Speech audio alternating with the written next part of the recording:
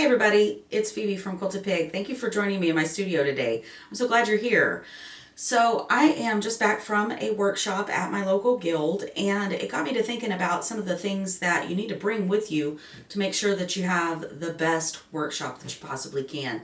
Maybe you're new to workshops, or maybe you're like me and used to go a lot, but you've taken a break for a few years, and it's time to get back into it. So let's take a look at what you need to bring. First of all, you're going to want to take your machine. Whether you're at a guild space or in a local quilt shop, something like that, you'll probably always need to bring your machine. Double check if it's something like an embroidery workshop where you're using a specialized piece of equipment. They may provide the machines, but most of the time you'll need to bring your own. The other big thing that I would suggest is your pattern. So this was kind of a guided sew along, so it didn't have a formal pattern, just a free one from the internet. This one's actually called Astrodelic, and that's the quilt behind me. And so you need a printed copy of the pattern, partly because that will help you to guide, what you're cutting and that kind of thing. But also in case the instructor gives you some additional instructions, sometimes they've made the pattern enough times that they know the little tips and tricks that help you to get a better result or a quicker result, or use less fabric results. So I always recommend print out a copy of your pattern. With that being said, take a look at your pattern before you go. If the instructor has given you any kind of instructions, such as homework, to start before you go, you want to be sure you do that ahead of time. And the reasoning for that is when you get to the workshop, the instructor wants everybody to start on the same page. And maybe you have a limited amount of time with that instructor, and so they want you to be able to start with your foot already on the ladder so that you can get the project completed in that day. So take a look first, make sure of anything that the instructor has said, hey, let's prep this in advance. Now, when we were talking about your machine, some of the things you're going to want to consider for the machine, and this was actually something that I forgot, was if you are taking a cross-wound thread or a cone thread like this, and you'll need to take a thread stand.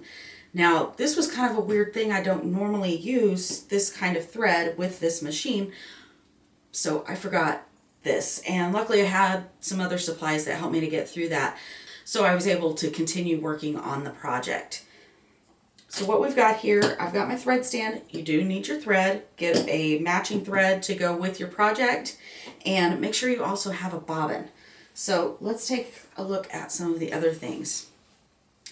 I like to keep a bag packed all the time. Because I used to go to workshops quite a bit, I had a bag already set up, but again, I still forgot that thread stand. So that's why it's a good idea to just have yourself a little checklist. So something you always want to be sure you have is the pedal for your machine. I have seen people forget these before and have to leave and head back home to get the pedal because they have a specialized machine. You're also, for that same machine, you'll want to bring some needles. And I'll put links to these and some of the different products that I use because they're handy to have to travel with. And I'll just put some links below for you if you want them. Be sure, let's not throw our straight pins everywhere, but you'll want to have a bobbin, at least one bobbin for your machine that doesn't have any thread on it or is wound with a neutral color of thread that you can use if for some reason you run out of the thread that you need. So I travel with two different machines, so I have two different sets of bobbins in here. I have one for my Bernina and another for my featherweight. And this one is actually wound with that thread, and the reason it is because, like I said, without having the thread stand, I was able to just kind of hold my finger and wind this second bobbin and use it as my top thread for the project for that day. So I was glad that I had that extra empty bobbin. And that's in addition to the box of pins. If you get a box like this with a lid, that's handy to have. And these are just Dritz pins. So, speaking of the thread, I wasn't quite sure if I was going to want to use red thread or green thread, so I did bring an extra cone. And other things that you need to bring are a little pair of scissors, for sure, at least one pair. Like I said, I have a travel bag set up, and then I couldn't find the scissors that I used to keep in here, so I just grabbed a couple of other nipper pairs and a seam ripper. I mean, we'd all like to think we're not going to need it, but you might.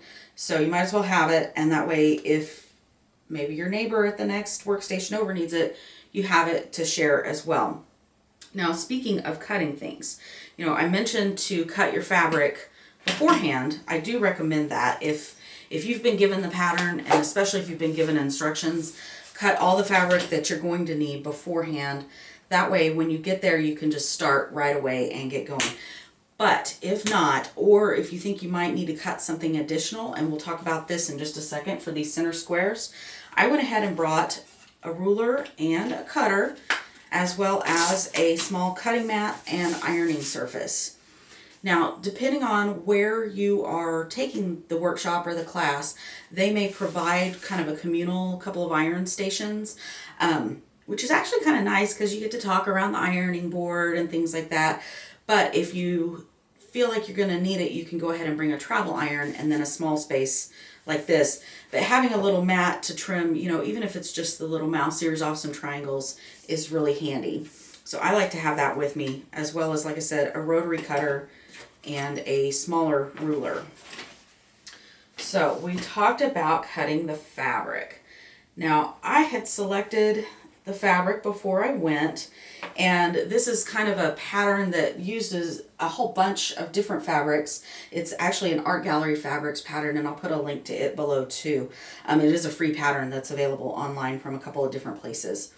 So I went ahead and I cut all my strips, but I also took pieces, some of my leftover pieces with me.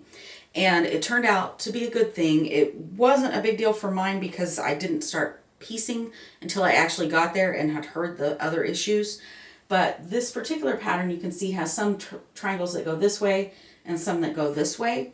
And if you make the mistake of sewing one incorrectly, you may need to cut a new piece. So it was good to have this for just in case. Plus I had a couple of the reds that I wasn't quite sure once I got them laid out how they would look together. And so I think I had 2 reds that I waited to cut until I got there, and I had 3 to choose among once I had seen more of how it all laid out. Now, also, I thought that I was going to do the centers of my poinsettia with one of these greens and yellows, because, the centers of a poinsettia, they're green and yellow. But when I got to them, I thought, yeah, maybe, maybe not. So, funny story, I actually had my pedal for my machine wrapped up in a piece of this fabric, a fat quarter of it, and it was laying next to the fabrics, and I thought, oh my gosh, that's really cute. And so I decided then that I would go ahead and make my center bits with that, partly because there are little snowflakey kind of bead things that run through this, and I thought that kind of tied it together.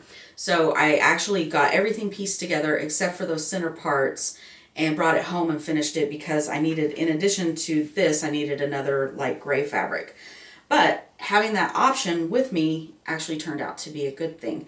So if you think that, you know most of the fabrics, but you think you might want to try out something on another one or see how it lays out, go ahead and bring a little bit. The instructor may be able to give you some guidance. Some of your friends who are sitting next to you might give you some guidance, and so that was handy to have that.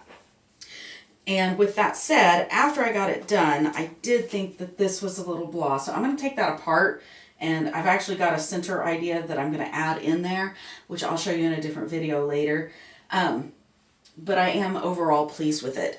So everything fit nicely in the bag. Now, just in case, if for some reason I had gotten to the workshop and decided, I'm just really not digging this project, I did bring an extra little project.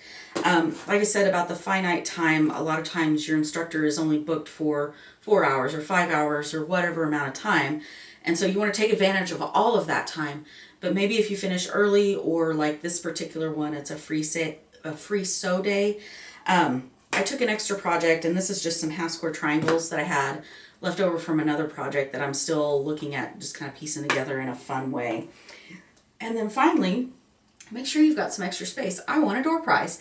So I had a little spot to put my door prize back in the bag after the end. So I hope that this will give you an idea of things that you should use when you go to a workshop or a sew day. If I've forgotten anything, definitely let me know in the comments below, because I'd love to hear it. It always seems like there's something that you forget or somebody forgets. And if you have these extra pieces of fabric and somebody says, oh man, I just need a little square of red, you can say, oh look, I have a little square of red to share with you. So like I said, I hope that this will make your sew days, your workshops more pleasurable and a greater learning experience for you. Thank you again for joining me. I'm glad to see you. I hope you'll come back next time. Take care. Bye.